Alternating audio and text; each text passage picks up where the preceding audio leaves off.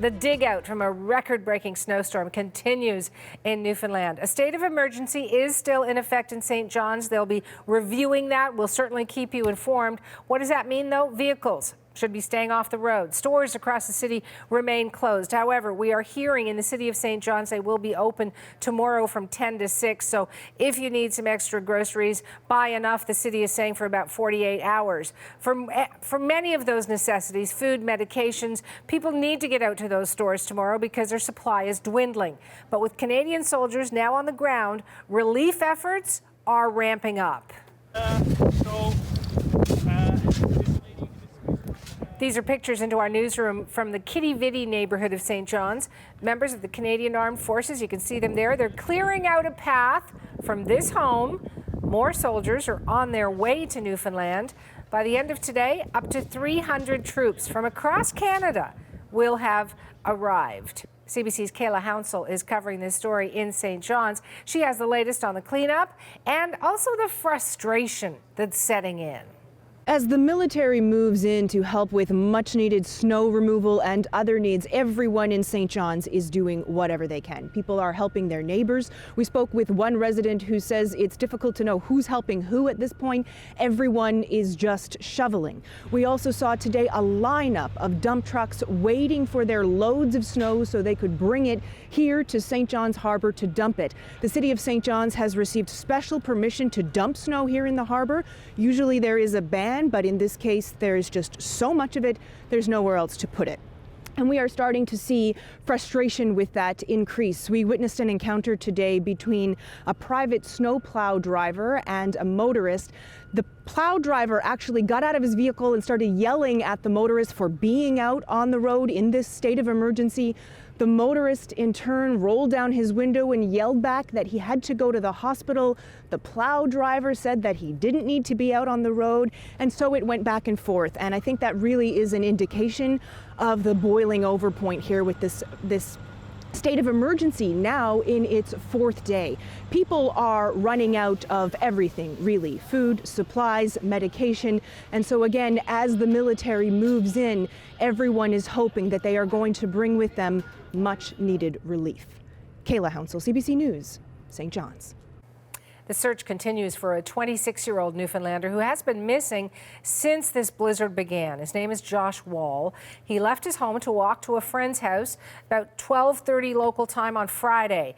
CBC's Terry Roberts has the latest on today's efforts. 72 hours now. It's been a long time since Joshua Wall walked out of his house on Friday. So here's what we know right now, that the search has resumed once again in the wilderness area of Conception Bay near the small rural community of Roach's Line. So members of the Avalon North Wolverine Search and Rescue Team, I know some of these guys, I'm familiar with them, they're well equipped. They're well trained. They're a bunch of volunteers. They're a bunch of warriors when it comes to this stuff. They're going to do whatever they can to try and find Josh Wall, but they're facing some major obstacles, as you can see right behind me here with the snow. Some people are walking into the snow and going up to their shoulders in snow. So this is a scaled back search effort today. There will be no air support. So over the weekend, we had a military helicopter in the air, a cormorant out of Gander. There was other air support as well, looking for Josh Wall. So they've decided today they're going to scale back a little bit, no air support. So here's what's going to happen. The strategy right now is they're going to go back. They know these well-worn paths in the wilderness area where Josh's last known location was. So they've gone over these paths. They've scoured them, those trails. Now they're going to branch out beyond those trails to see if Josh made his way into the woods somewhere. So the best case scenario is that Josh did find some kind of shelter, and the RCMP, they're pleading with people in the Roach's Line area to go out on your property. If there's a building on your property, look inside. It's possible that on Friday, at the height of this storm, that Josh Wall might have found shelter in some kind of building or whatever, and maybe it's now covered in snow and he might not be able to get out. So that's one of the scenarios they're looking at here, and that would be obviously a best case scenario because as I said, 72 hours right now, unaccounted for, 26-year-old Josh Wall. And Terry, what are you learning about Josh? Yeah, well, let me set this up for you. On Friday morning, Josh told his parents he needed to go to the hospital. Josh has anxiety issues, and he was having an anxiety attack, and he was low on his medicine. But as we all know, it was a raging blizzard on Friday morning in eastern Newfoundland, the likes of which I've never seen before. And I've grown up, I've lived in northern parts of this province. So there was no way he was going to get to a hospital. So later in the morning, he tells his dad, Wayne, and his mother, Nora, who I've been talking to throughout the weekend, that, look, I'm going to go visit a friend of mine in Marysvale. So Marysvale by road is about a 10-kilometer drive. But Josh, for reasons we don't know, he decides he's going to take a backcountry path to Marysvale, another community where his friend was located. And that's 12:30 on Friday, he left his home. We know his last communication came about a half an hour later.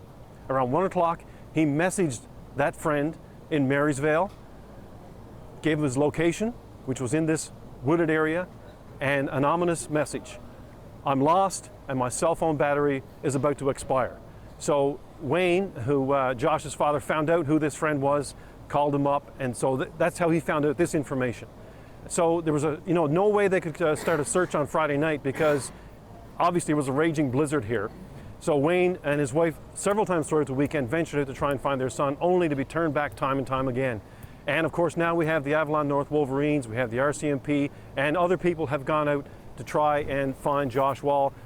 His father says he's a strong young man, but there's some confusion about what he was wearing, whether he was wearing a warm jacket. We know he was not wearing snow pants. He was wearing a good hat and good boots and good mittens.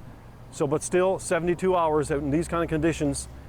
And the RCMP tell me now, I asked them today, I said, this is a difficult question, but how far are you willing to go with this search? And they say by the end of the day, they're going to reassess what happens with this search for 26-year-old Josh Wall.